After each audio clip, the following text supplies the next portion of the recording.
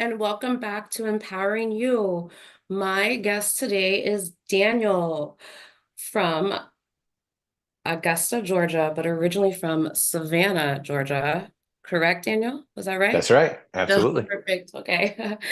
Um, and he has a passion for helping younger children, which he started with basketball, but then magically had turned into dancing. Can you share some of that and tell me how that happened? That's a big transition. It is. It is. Yeah. So I grew up most of my life, playing sports. My dad was my coach, typically sports family. And, just grew up playing basketball was my main sport, played a little bit of everything, and was blessed to take it to the next level. Ended up playing in college. But I always had a passion for music and for dance. And I think going the basketball route, I always kind of thought, I was going to be able to coach and impact the younger generation in that way. Um, and after college, God had other plans. So he decided to kind of remove everything, all the clutter, and clean everything out. And he said, "All right, it's my turn." And I got a phone call from my cousin who owns a dance studio, and I was able to come in to assist teaching a class for the first time. And I just fell in love with it. I fell in love with the creation process. I fell in love with being able to do something that a lot had never seen before in the way that I do it. Um, and to be honest with you, I did get kind of picked on a little bit in terms of how I did this because it was kind of a high school musical approach. Because after basketball practice, I would actually sneak into the dance studio and practice and kind of do my own thing. So I taught myself everything I know about dance, and I never knew it was going to end up leading to a career in dance. I I But here we love are. that. Yeah. So you said you snuck into the studio and did dancing, and then your cousin reached out to you because they had a studio. So if how did your cousin realize that you were the one that was gonna come in and help and maybe like change things for yourself and the younger generation? And sneaking into the studio and teaching yourself, how did you do that? Yeah, well, I can tell you that neither myself or my cousin had any idea what was going to unfold when she made that call. But she did, and when she called, I was pretty much at the lowest spot in my life because I had built up everything that I wanted to do, and everything I wanted to do was then gone. But again, that's when God said, "Okay, my turn." And so I was able to go into the studio, and it just started with assisting, the kids. Nothing special, but I always had a connection with the younger generation. I don't know why or how, but I just did. And they tended to listen to what I had to say. They hung on every word that I had to say. And it just worked. And that just kind of snowballed. So I went from an assistant to a full-time teacher for one class to being offered to teach a whole program at a different studio. To taking kids to competitions, to winning a national championship with dance, um, and then being offered to teach at conventions and then guest teach at other studios. All within a year or two, I'm all over the country teaching and working with kids. So what I thought was going to be a basketball team of 10 kids turned into thousands of kids on the weekends, teaching at all these events and all these studios. So um, it really is all God. I mean, I Right. was nothing special, and I just walked into faithfulness, and here we are. It's pretty wild. I love that you mentioned the faith in God and you said that you had lost everything with basketball and then you had to rebuild yourself up again. I know a lot of the audience can relate to that. So what happened? How did you fall out of basketball and how did you lose that? And then, thankfully you stayed in faith and with God. So can you share a little bit about that? Absolutely, and we're opening up a can now. So,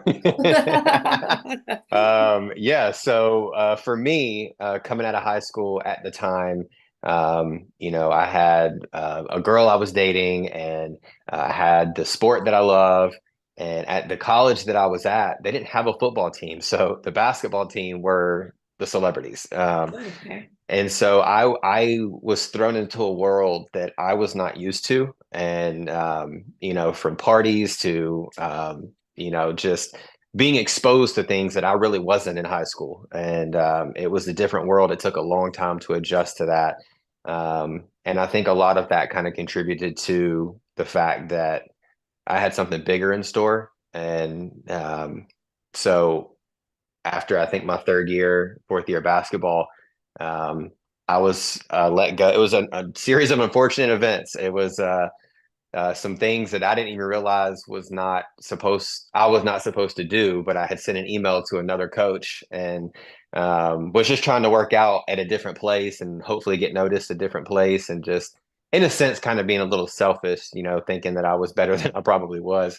And the coach ended up finding out about it and ended up letting me go from the team that year. And I found myself losing basketball. I lost the girl that followed me from high school to college that I was dating. I was almost kicked out of school because I had focused so much on sports and everything outside of school that I had let school fall to the wayside.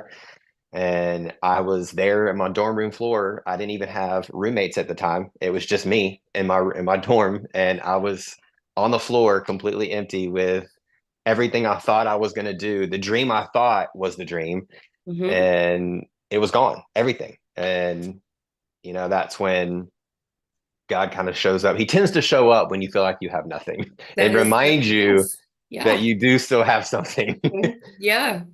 Yeah, I love So, that. I love yeah, so that God showed up and that you saw that. That's what I love. So what a complete absolutely. compliment. Yeah, so it Um, was wild. have you talked to anyone that was with you in that moment, like the ex-girlfriend or the coach? Because where you are now, I mean, that's pretty amazing considering, where they last saw you at. Have you had any conversations with any of them, and have they told you anything of how they're proud of you and how you pulled yourself out?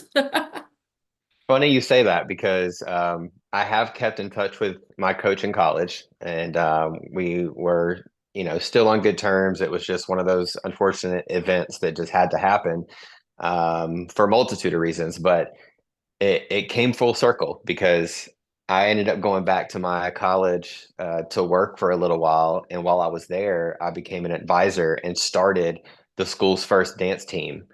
Oh my Um, gosh, that is incredible. Wow. and and the full circle moment came when that dance team ended up performing at halftime for the basketball team, and the coach didn't realize that I was behind it. And I ended up coming to see them perform on opening night or opening day for their first game at halftime. And I ran into the coach and talked to him.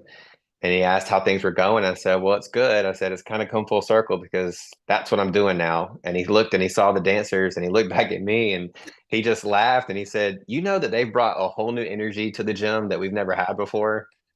So it's Sweet. wild Wow. that while I thought I didn't have an impact before, I'm having an impact now on the same team that I played for, and I'm not even on that team.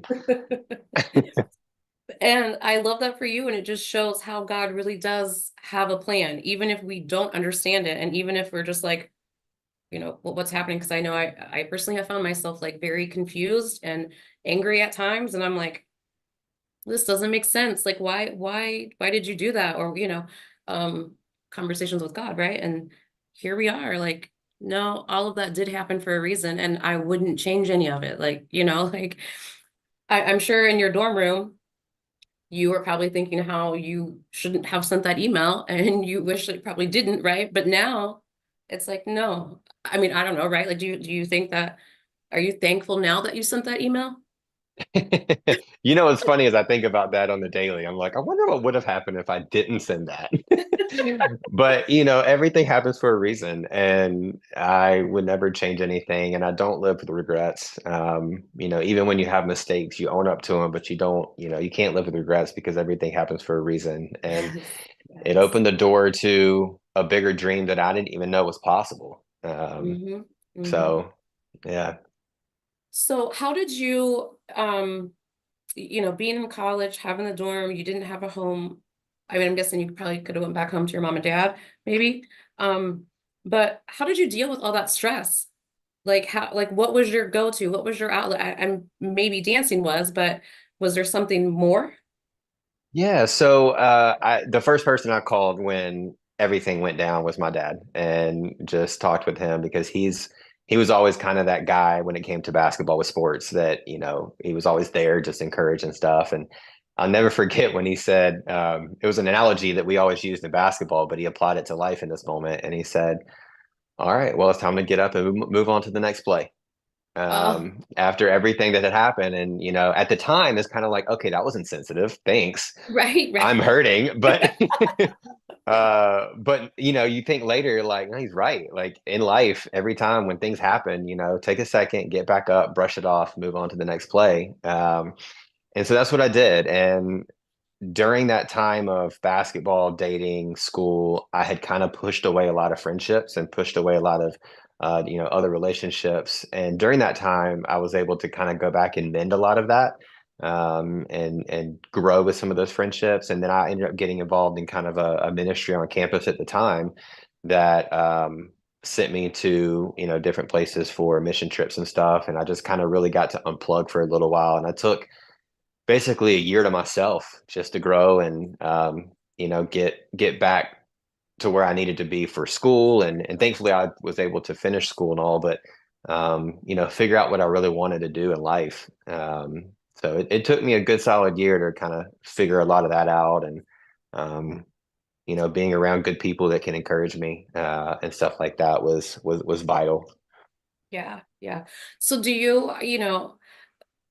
growing up, and I'm sure you heard this, like you are who you hang with, right? Yep. So going through ministry, I mean that again, traveling, doing that's pretty impressive. And I'm sure that was a good experience as well. So how did that, do you think that really does apply in life? Do you think that your crowd and what you're around and who you're hanging out with is what makes and shapes you? I'll even say it in a different way. I think you're a product of your environment. That's, yeah. It really is. And you notice even between like the music that people listen to, the movies that people watch, you'll see a lot of things get reflected in how they live their life. And sometimes it can be subtle, but it's there if you pay attention. So I mean, I was at the time a product of the environment that I was in when I was, playing basketball, and I was around all these parties and around all these people and soaking up the popularity, if you will.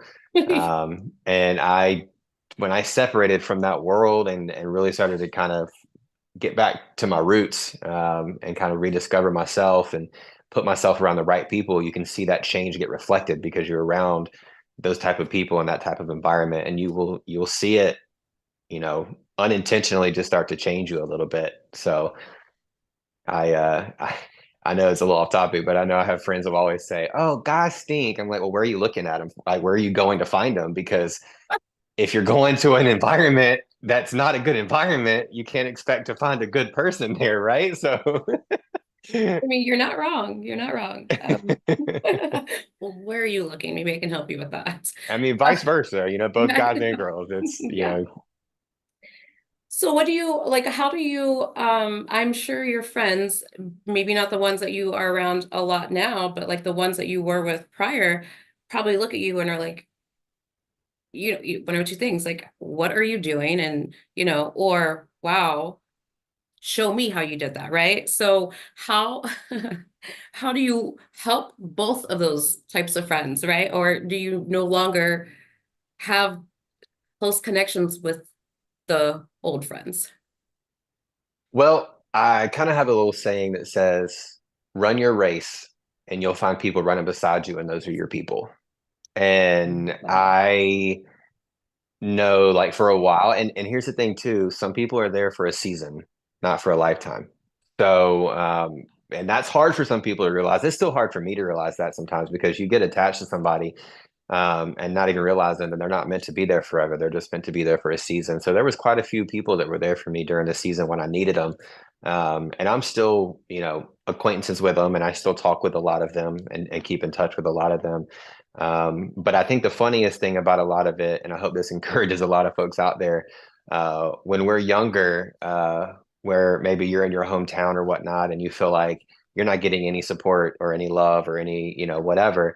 Well, when I left and I started to do what I was doing, you'd be surprised how many people from where I grew up, high school and everything, that started to reach back out and never really realized that I had a passion for these things and that I was actually doing it.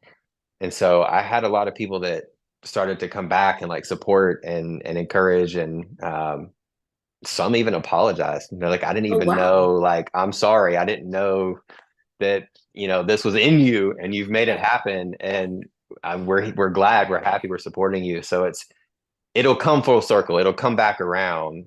We just Yeah. got to keep our head down and keep grinding, and they'll end up showing back up. Yes, yeah. So, do you have people who, see you and maybe they have done something different in their life, but you are, they know your story, they know, your background, and you gave them that light to change their path? Yeah, so that's kind of where I think a lot of my social media platforms has really shined is because I'm able to share the story on, TikTok, Instagram, whatnot, and I've developed this whole mantra of dream big because of my own story when I had a dream, but I should have dreamed bigger, and everyone else should dream bigger and reach for the stars. um, I think there's a funny saying, it's a shoot for the moon. If you miss, you land among the stars. Oh, Go big, like, because God is big and he's yes. got big plans for you. So don't short what he can give you and do for you. And that's what I was doing. And going through what I did, that's all I ever want to do is turn around and encourage everybody else, to dream big and to reach further than they thought they could. And I've seen multiple people just who have followed me from the very beginning on social in my journey who have picked up dance, and dance has changed them. I remember a 9-year-old kid that when I first started doing the dance thing, he was getting bullied in school and he had no confidence and was struggling to get through, um, you know, the dance that he was trying to show me when I met him. And I kind of took him under my wing and encouraged him and let dance be the pathway that would distract him and encourage him and build him. And I ended up building my dance company on his back and his story.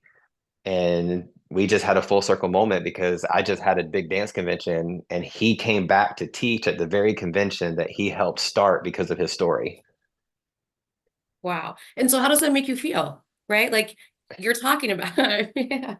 Like hearing you talking about it, right? I got the cold chills. So how does that, I mean, that has to be like an amazing feeling. It is. It really is. I think my dad actually grabbed me when we were at the convention this past weekend, and he walked me back into the venue while everyone was dancing, and he kind of looked around with me and he said, "This is your legacy." And I just like, it was one of those emotional moments, and especially from him who was used to yelling at referees and being on a basketball court to transitioning to a world that he didn't understand, but he sees it now, and he sees kind of what's happened and what's going to happen. So it's having moments like that where you can step back from the noise and just see it all and see what's happening. It's pretty wild to have those moments, and I'm very grateful to just to have a platform with, the amount of eyes and followers that I have to, hopefully change more lives um, and impact people to do great things. I I I really love that. I mean, and that is what actually had us connect was the how genuine you are and how that's real with you, and just by talking with you, you can feel it, so it's just like this guy's genuine and he really does want to make a difference. And I love that. Do you have siblings? I do, yes. I have two brothers. I look adopted, but next to them, they both have like red hair and strawberry blonde hair, and I have brown hair. And as I'm 6'3", they're not 6 foot. So, but I do. I have two brothers, and one of them is very musically inclined, plays a lot of music, the guitar, and makes music. The other one is musically inclined as well, but he played both worlds. He was athletic, but he also did a little music as well. But they both got, well, my middle brother got the brains. So he did really I feel well in like you got school, some but brains. You went to college and then you got yourself out of that rut and made a studio and traveled around for multiple reasons. I mean, you can't be, not too knowledgeable and make those things happen, right? yeah, I think mine is more of the street brain. He was more of Oh, the academic brain. Yeah, and so, depending on who you talk to, some people might say the street brain is better or the academic That's brain is fair. better, right? So, That's fair. yeah, I personally like yeah. So, But yeah, I was going to say it doesn't matter what brain you have because God qualifies the called. that is absolutely right. That is absolutely right. So I'm guessing you're the only dancer out of your siblings. I am, however, my mom likes to take credit for some of the dancing that I have inherited. We actually had my first viral video ever was doing the Cupid Shuffle with my mom. Well, I mean, So look, she's not wrong, right? Like, I'm sure she is probably the reason you went viral, okay? Like, you probably had your so. mom in there. I mean, look, if that was my kids, I'd be like, you're welcome. Like, you're welcome. You got those moves from me, and that's why you are where you are now. And I'm telling you, I can't dance. And I know that, but I would pretend I could. Well, I will say this though, and this goes for everybody that's listening. Everyone has rhythm and it beats inside their chest every day. Sometimes we just have to calm down and hear Okay, that was good. Yeah. it. Yeah, okay. That was so here you are in your studio, here you are having all these, dancers, which I mean that's just amazing, but what was the one thing that taught you dancing, right? I mean, I'm a girl and I have watched thousands of dance videos. I have went out and I've went dancing, but I am sure that I'm not no dance star. Like I'm not going to be out there teaching anything new. So, how did you learn that? Well, I always had a knack for just music and rhythm and like hearing a beat and just matching it. My mom's or my parents still have a video of me in a car seat, just dancing in the car seat, bouncing up and down. But I think what started it for me was when I was in high school, we had a lot of songs that had dances to them, like Crank the Soldier Boy, Walk It Out, Oh, Two Step, in my opinion, the best generation of music there ever was. But there was a lot of dances that were out then. And so I just thought it would be cool for me to know these. And so I would just teach myself how to know when we had like homecoming or prom, or if there was ever a get together, I just wanted to know the dances.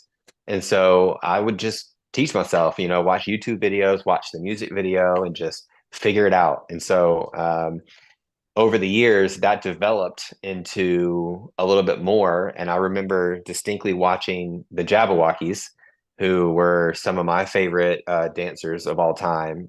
They have a residency in Vegas now, and watching them create art and how they moved as a unit and how they choreographed, it inspired my choreography. And then I took my style, meshed it with them and a few other inspirations, and kind of created my own thing. But I loved this way of telling stories and communicating through the art of dance in the way that they did, and so many others that I came across. But it really and truly, I just locked myself in the room hours at a time and just practiced and just I was stubborn. And I mean that's coming from being an athlete too. You're stubborn and you want to get something right, so I did it over and over and over until I could get it right.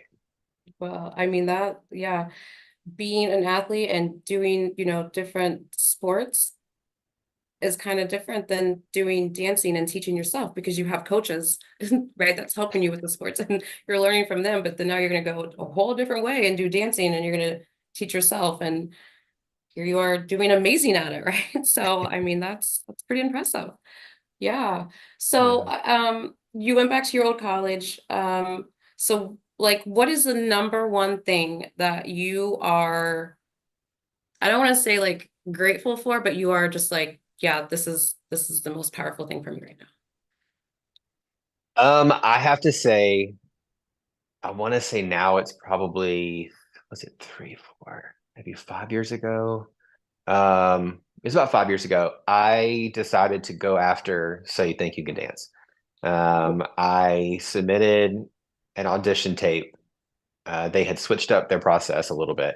So we had to submit audition tapes. And I just left it at that. And this was right at the cutoff age for me because they have a cutoff. And after you get past a certain age, you can't be on the show. So I was right at the cutoff. And I knew if I didn't do it now, I would regret ever not trying. Right. So I was like, I've got to try it. So I submitted a video, left it alone, and I got a call from the producers. And they said, we really like what we saw. We want to bring you up to New York. So they got me up to Brooklyn. I went in for the audition there, and I made it through multiple rounds and was let go right before the live round. And I remember walking in the middle of Times Square, and I still keep it's a pink slip that says you're on to the next round from that show. And I remember I had that in my hand, and I was standing in Times Square. And this is probably something that we all can relate to in a sense of why would you take me this far to not make it? Why would you take me to a place where I thought I was supposed to be, only not meant to be there? But if we really think about it, there's a message there. And so for me, the message was you were meant for this world. You belong in this world, but you don't need that. And so I still have that slip today that I keep in my office that I can look at every day and just think of that moment when God spoke to me and said, I just wanted to bring you here to show you you belong, but you don't need all of that. Again, cold chills, right? Like, So, and oh, that can be hard. That can be hard for folks to kind of realize because we want it. As humans, we want it. We want to have a taste of those kind of things, but there's something bigger for us out there. And I mean, I don't know what that would have done for me or not, but he did. And so he just wanted me to feel it and see it and know that I belong, but I just didn't need it. and yeah, I mean, as always, he's right. Look at you. You're doing just fine without it. So, I mean, um, wow. So I know you said that you had that little boy that was bullied and stuff like that. Is that like the one child that you always remember because that's like the one you feel that you helped and impacted the most, or is there I mean, I'm sure there's multiple ones, but is there like just another one that resonates deep with you, or is that little boy just the one? Yeah, I think he definitely was the turning point for me. Seeing uh, somebody like that and how their life can be turned around through something like dance in a positive way. I mean, he went on to be in TV shows. He went to college for dance in New York. He's professionally trained now, and he's all over. I mean, he's doing incredible stuff.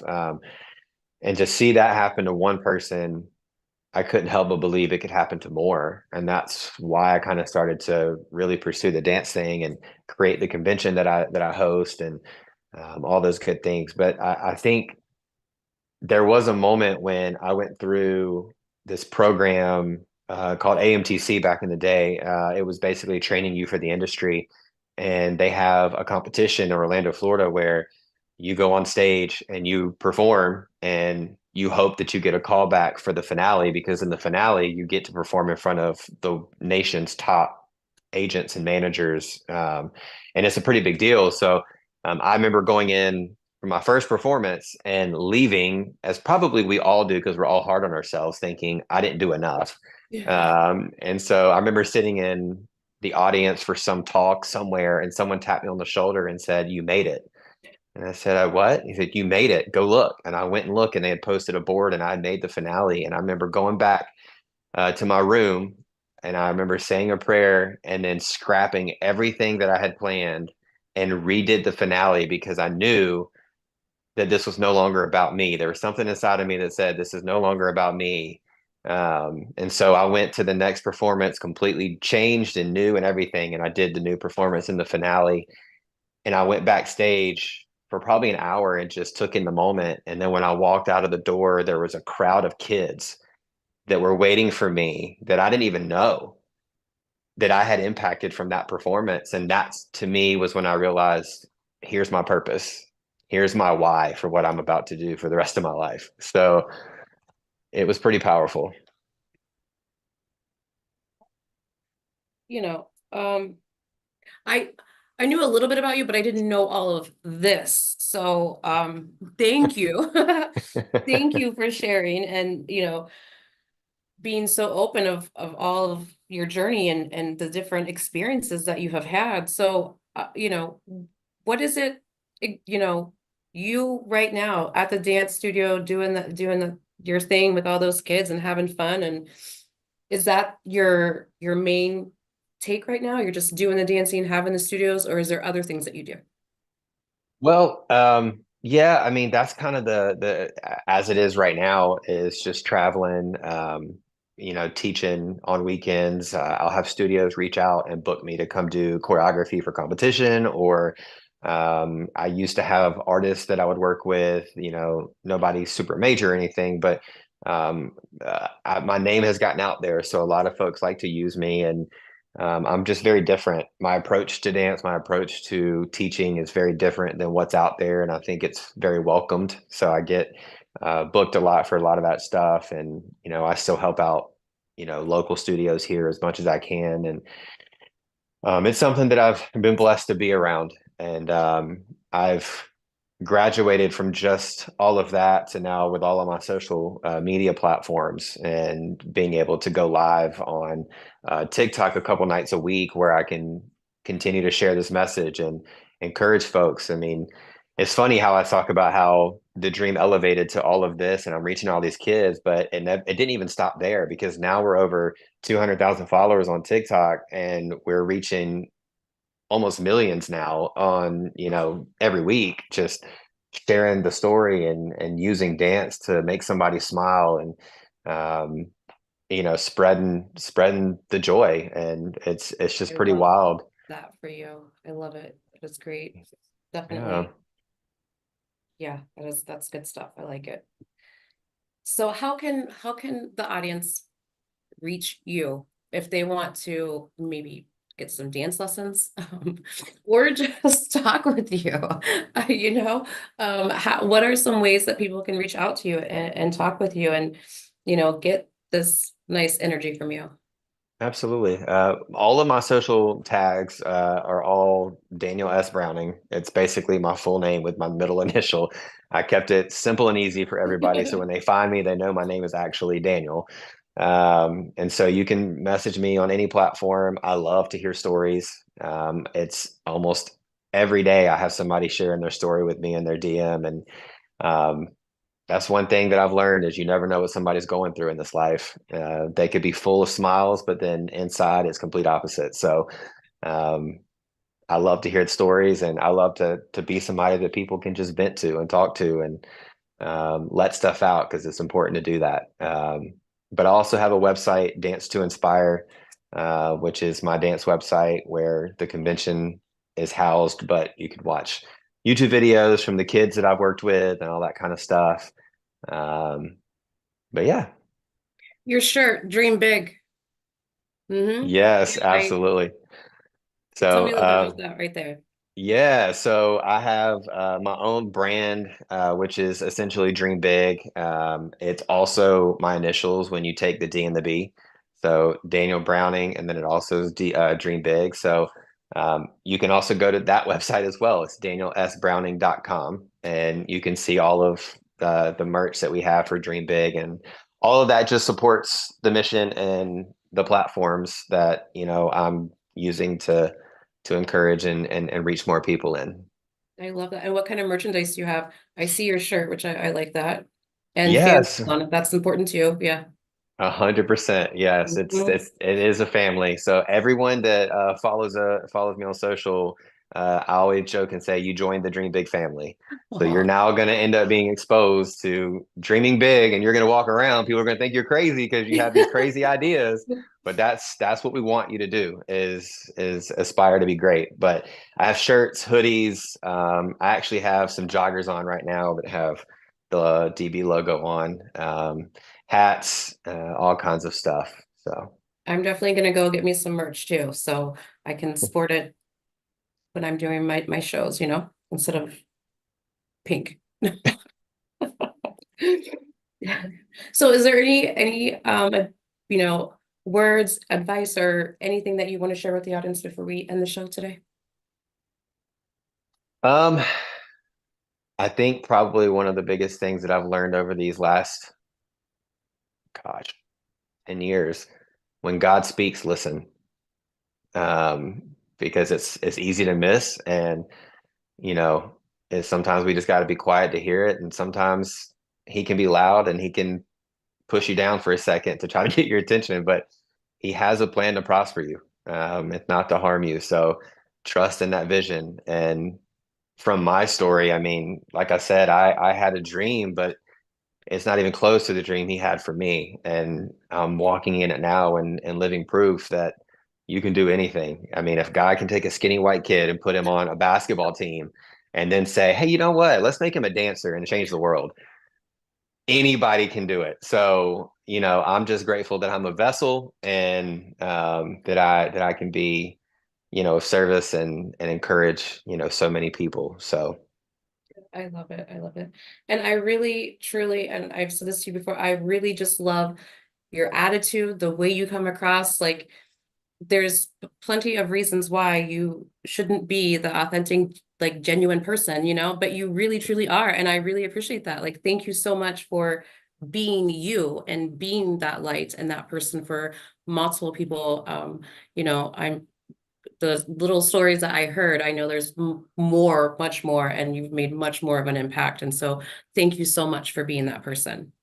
absolutely. I have been told this over the last couple years, and there is a chance that it might be something that I am pursuing. But I may be working on my first book. What? So I have already started writing a lot of excerpts and little things that, come to me throughout the day.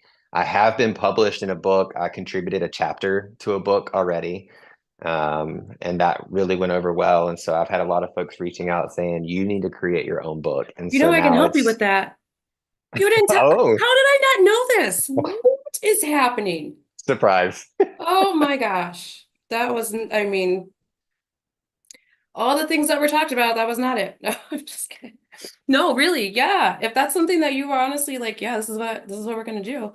Um, yeah, So this just happened live on this I podcast, know. That's why when you said but that, I was like, wait a second, what? Like, how did I not know? I mean, not that I would, know, but I felt like maybe that was something you should have told me like a lot earlier. so for anybody listening, don't hold back. Say it, because you don't know who's going to hear it and who can say, "Hey, I can help. I'm a resource." You just There never you, know. So right? Here's a good example of that. Like we have talked, right? And that never came up. So yes, yes. I definitely yeah, my part of my team is a publishing company. How did I not know this? and that's the part that I kept asking myself, like, I don't even know how to make this happen. Oh And then my I bring it gosh. up, and it's happening here, right here, live. Like, this is wild. Wow. Wow. Hey, this is God again right here. I mean, like, 100%. wow. Okay, well, I'm glad that just took place live. Here we are, guys. Here we are. All right. Well, I want to thank you again for coming on. I truly enjoy talking to you. I loved all those stories, and just the person that you are is amazing. So keep being that person. And we're going to talk about that book, but for the show purpose, thank you so much. And we will definitely have you back on, very soon. Very cool. I'm glad to be a part of it. I appreciate you having me. No, thank you so much for coming on. Until next time, thank you guys. Be safe.